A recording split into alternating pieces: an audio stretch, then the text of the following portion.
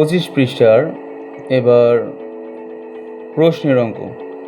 তো আমরা পরীক্ষার খাতায় যেভাবে লিখবো সেটা হচ্ছে প্রথমে আমরা লিখবো এক, যদি 1 নং হয় তাহলে 1 নং প্রশ্নের গণিতের বেলায় 1 নং প্রশ্নের সমাধান। এরপরে দিব আমরা একটা দাগ। তো আমরা দেখতে পাচ্ছি আমাদের 1 নম্বরে আছে একটি থালায় পেয়ারা ছিল 4টি, পরে আরেকটি থালায় 2টি পেয়ারা রাখলো, 2টি থালায় কয়টি পেয়ারা হলো? তো আমরা প্রথমে দেখব পেয়ারা কয়টি ছিল এবং পরে আরো কয়টি রাখা হলো। তো আমরা লিখব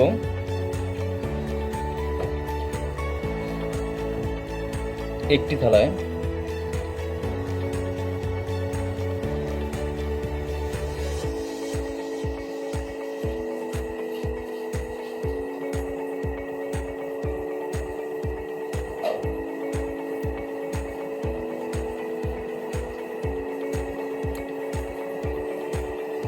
চারটি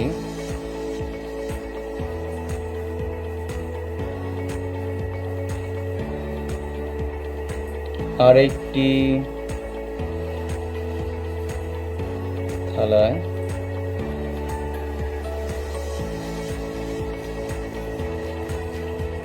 2টি যোগ দাগ। এবার আমরা সবাই জানি 4 হলে আমরা কয়টা দাগ দিব? 1 2 3 4, 2 আছে, কয়টা দাগ দিব? 1 2, কত হলো? 1 2 3 4 5 6। আমরা লিখবো 4 আর 2 এর যোগফল 6। এখানে আছে টি, এখানে আছে টি, তাই আমাদের এখানে হবে টি। তো মোট 6টি। আমরা উত্তর লিখবো, উত্তরের বেলায় শুধু রস্য দিয়ে বিসর্গ দিলে যথেষ্ট। 6টি। আসলে ওদের প্রথম শ্রেণীতে থাকার কারণে ওদের এতটুকু লিখলেই যথেষ্ট। তো আমরা এরপরে লিখব 2 নং প্রশ্নের সমাধান। আমরা পরীক্ষার খাতায় ঠিক এইভাবে লেখার চেষ্টা করব, তাহলে পরীক্ষার খাতাটা খুব বেশি গোছালো লাগবে। 2 নং প্রশ্নের সমাধান।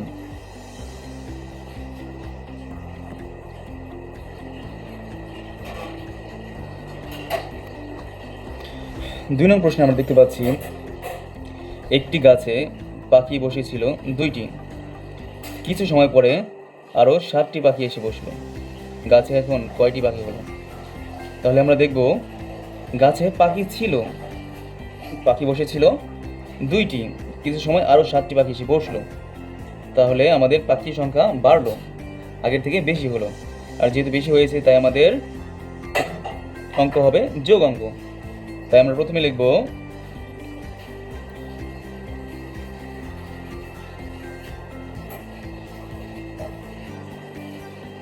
পাখি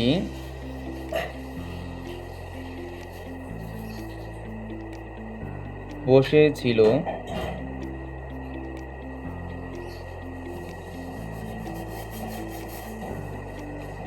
আমরা আমাদের যে লেখার থেকে একটু দূরে লেখার চেষ্টা করব, তাহলে দেখা যাবে আমাদের যে এই যে লেখাটার সাথে আমাদের সংখ্যাটা মিলবে না।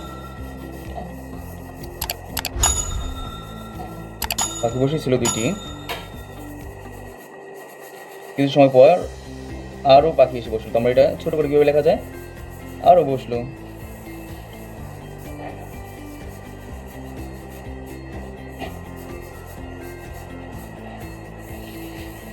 আরও বসলো কয়টি? 7টি। যোগ দিব আমরা টি, টি এখানে আমরা দিব টি।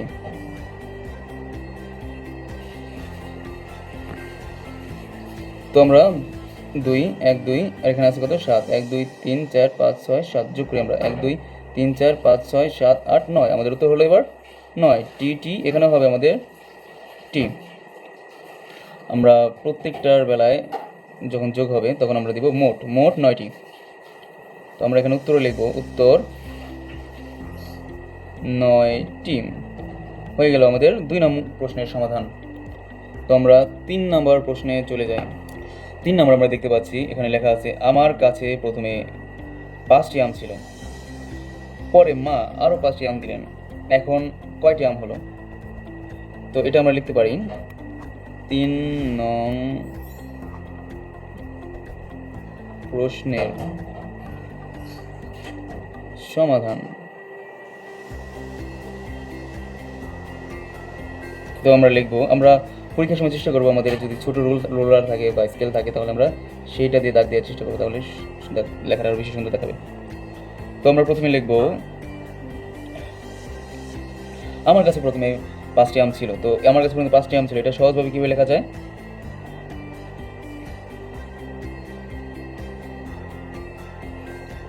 লিখি আমরা আম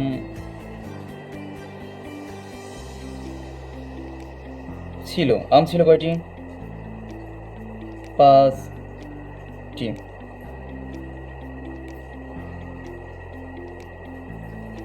আমরা এরপর লিখি মা আরো দিলেন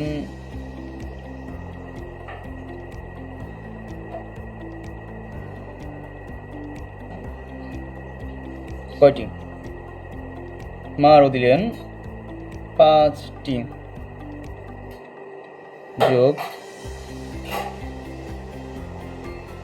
এবার উপরে 5 নিচে 5, 1 2 3 4 5, নিচেও 5, 1 2 3 4 5, 1 2 3 4 5 6 7 8 9 10। উত্তর হয়ে গেল আমাদের 10। তো আমরা 10টা কীভাবে লিখবো?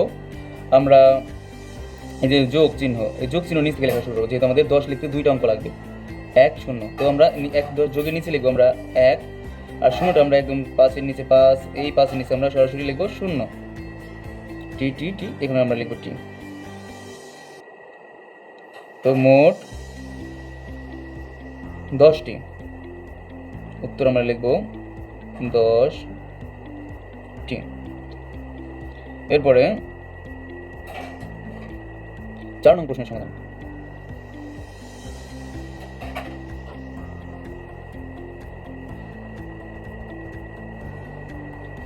তো আমরা 4 নম্বরটা একটু দেখি। একটি বাগানে প্রথমে 7টি ফুল ছিল, পরে আরও 3টি ফুল ফুটলো, এখন বাগানে কয়টি ফুল হলো? তো আমরা দেখি যেখানে বলা হয়েছে একটি বাগানে প্রথমে 7টি ফুল ছিল, তো সে একটা বাগান আছে, সেখানে 7টা ফুল প্রথমে ছিল, এরপরে আরও 3টা ফুল ফুটছে, তো আগের 7টার সাথে আরও 3টা যোগ হবে, কারণ আরও 3টা আর বাড়লো। তো আমরা এটা কীভাবে লেখা যাবে? তো আমরা প্রথমে লিখবো একদম সহজভাবে, একদম সংক্ষেপে, ফুল ছিল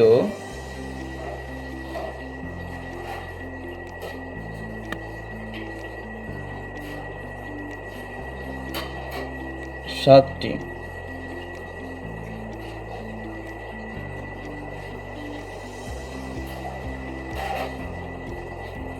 আরো